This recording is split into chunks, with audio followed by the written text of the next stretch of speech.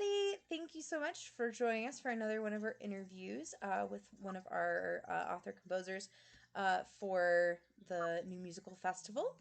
I'm here with Joel today. Super excited. Let's go Hello. ahead. Yeah, start with telling us a little bit about yourself. Hi, everybody. So nice to meet you. I am Joel. I am a composer lyricist, recently based in Brooklyn, now in Hudson Valley, New York. So excited to be part of this project. I've written a couple shows. The show I wrote was called Last Ibex, about two teenagers who try to save these really cute mountain goats from extinction. I've also worked on a 10-minute musical called Unadmissions, about somebody who wants to be a writer but is considering law school instead.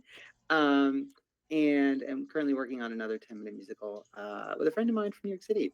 And yeah, I'd love to chat with you about writing and musical theater and maybe answer any questions you have. Yeah. Love that you're doing some short form musical theater. I think that's really Yeah, fun and an underappreciated area. We definitely, and we were talking with what's his name, David, for Dewy Eyed, because his is mhm, a 15-minute musical, yeah. and talking about that short form, which is kind of fun. Um, well, tell us a little bit about your show that we're doing in the festival. What's it about? Yeah, so this is a show. Let me just back up a little bit. So Yeah. ibex are mountain goats that are known for their leaps and for their big horns. And the show is about a brother and sister in 1848 in Italy, before it was Italy. And back then, everybody thought these horns were amazing. You know, they could cure your jaundice, they could get rid of lice, you know, they could reverse aging, do everything. And so these goats were hunted almost until there were only like a dozen of them left in the mountains. And so the setup of the show is two siblings, they're teenagers, and their mom is sick. And the only thing that will cure her, she thinks, is these horns. But the problem is you can't hunt the ibex. The king says it's illegal, and there are no ibex left. So the kids have to decide what are they going to do. So Joseph is like, he comes from a smuggling family. I'm going to go grab these ibex. I'm going to save my mom. And his sister Petra, the more practical one, is like, no, wait a sec, even if we get those horns for mom, we're living under the system where this king is extorting us and charging this high rent. We'll never get out of here alive. We all have to band together and organize so we can support ourselves. And her vision is a vineyard in every village so that everybody can grow grapes, make their own wine, and support themselves. And the show, through a sort of contemporary rock musical score, sort of charts their journeys as one smuggles and one sort of stays and organizes the peasants, and ends with Ibex being born and saved and re-released into the wild. Um, and you know the way it happened was funny. I was working at a science museum, and one of my jobs was to like research various animals, and I came across the Wikipedia page for Ibex. And this is based on a true story. There was one line about how, you know, these two smugglers over the course of 20 years, you know, hand smuggled them over the Alps and brought them to this national park. And I was like, what? I've never heard about this. So I went down a rabbit hole, or an ibex hole. And the more I read about it, and I learned about family and tradition and these smugglers, and I just sort of got really obsessed with the story. And then a couple readings later, there was a musical. I love that. I love that. And then we'll just actually touch on it a little bit. Touch on it a little bit. But why did you write your show? And like, part of our thing with the festival is untold stories. So talking about Yeah, why is it an untold story? Why do you feel like it's important? Things like that. yeah. There are a couple of reasons. I mean, this show does not have um, romance in it. Like, it doesn't feature romantic leads. It features a brother and sister, and that relationship is the core of the show. And to me, that was an exciting thing to show. It features badass queer smugglers. That was something I wanted to include, who are actually based on real people. I was like drawing. Actually, I was super nerdy. I read this dissertation about women who dressed up as men and fought in what was called the Italian Revolution. And so I sort of composited some of those characters to inspire these smugglers, and I just thought it was cool. Like, they would literally, like, when they were like fighting for their country, Italy used to be like seven different things, and they sort of fought to become all together. They literally would make barricades out of theater props. And I read that, and I was just like, oh, I don't know, there was just something about that image. I was like, oh, the theater, they had the theater. And I don't know, just the story felt so theatrical. So why else is it special? I mean, it's special because we have little cute ibex who sing.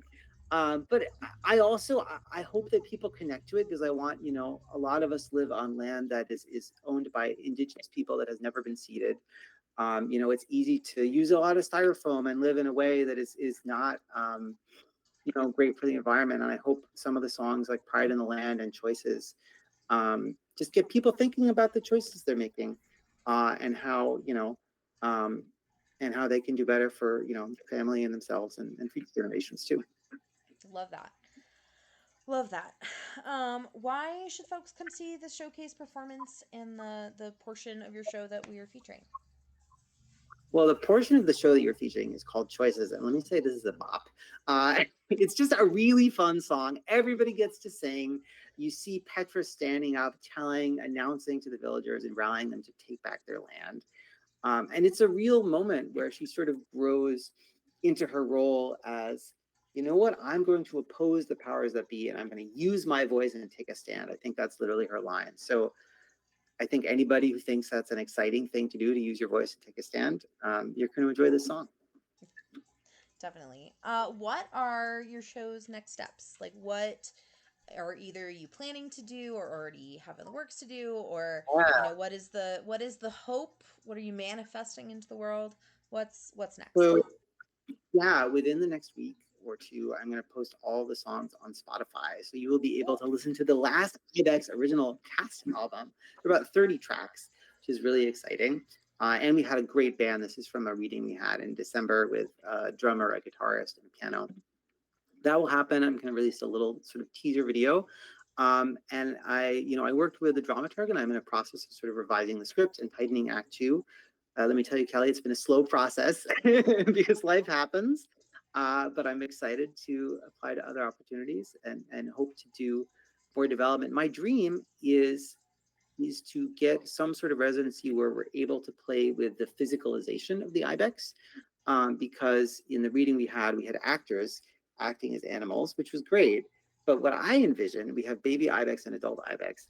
I envision having actual dancers play the adult ibex because they're known for their leaping and their movement, and having little cute puppets for the babies. And I would love a chance to sort of see that on stage. So that's the blue sky dream, but it always takes work to get there. I love that. Well, and I love puppets, so my brain was like, oh, puppets. Um, because yeah, there's some incredible like theater companies that do puppet work, and do some really cool stuff. It is true. Yeah. I got to see Life of Pi on Broadway, and that was amazing. Seeing what they Oh, could I do, bet and that just was cool. it's so the puppets make it seem so alive. Oh yeah, no, I love a good puppet. I'm doing like a little theater for young audiences show right now, and I get Yeah. to man Well, this like super janky toad puppet, and I love it. Or it's frog, not toad. But what I I get love to man about this puppets like is super they janky just frog make puppet, and everything. it's my favorite thing. Yeah, I love it. they just give you permission to be silly, and like it doesn't have to be fancy. It doesn't have to be made of expensive materials. Just something that like comes alive. Yeah, It's literally our imagination projecting life into something. It's great. preach, preach. I love it. Why should a Colorado theater produce your show following this workshop? Why should they consider this? Well, I mean, you happen to live in a pretty great state for Why, thank you. outdoor uh, things. You've got amazing parks. I think this show is pretty producible in the sense of uh, it has a not terribly huge cast. I think it has a cast of seven. It has a diversity of parts. Scenery can be very minimal. Audience can use their imagination. I think all theaters should support new musical theater. I am really committed to in the people I'm working with to diverse casting, to having a you know a diverse creative team. And I think you should listen to the songs, and if you like the music, I think it would be exciting to be able to share this story that not a lot of people know with more people. Breach. I agree. And then sort of the last question I have for you, if of sorts, is what other shows are you looking forward to seeing more from in the festival of what you've seen or heard or experienced? Oh my gosh! So I know there is a youngster who is he 12 or 11 or something like that. Middle school. So yeah, Middle 11, 12, school. I think. Yeah. I am really inspired and excited to see his show. I think yeah, I can't imagine having written music down at that age, much less actually having written musicals. So that's really impressive. And yeah, I'm also excited to just see everybody's shows and see what they've been up to. Yeah, definitely. No, I he hasn't signed up for an interview yet, and I'm like, Beckham, you need to sign up. We gotta have his day. We want to hear Yeah. from you. But yeah, no, I love that we've got. I mean, I love that we have a youngster, and I love that we have a Oh broad no, range of people Kelly in all Bidstrup, backgrounds. I we love it. lost you. You You lost still me? here? Oh no! Oh no. Oh no! There we go. We're I'm back. back. All right, great. Bizarre, but yeah, no, I We'll was just edit that. saying, we would love to have him. I'm excited because I love that we have a wide range of children and people.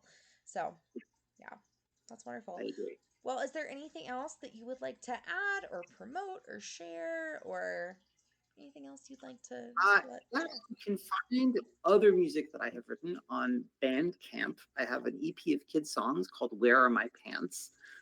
Um, don't worry, it's appropriate. It's got some great songs on it. Stay tuned on Spotify for the cast album. If you search Last Ibex, it will come up. And we have an Instagram at Last Ibex, IBEX. And theoretically, you can look on my website, joelwebernoff.com, but I don't know if anybody looks on websites anymore.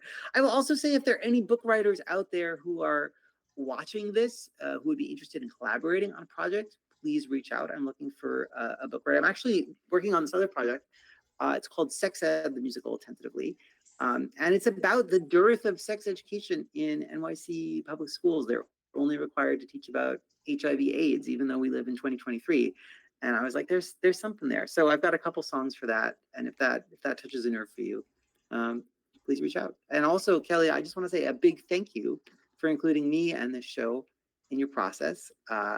It's been really exciting, and I'm so looking forward to seeing how everything plays out. Definitely. Thank you. Thank you so much for sharing your work and putting all of that. Yeah, put that out into the universe. I need to share with you guys. We have a Colorado Musical Festival like alumni group on Facebook, and that would Oh, be great! a great thing to throw in there, and see if anybody is interested. But yeah, that's awesome. I love it. I love it. That would be great. All right.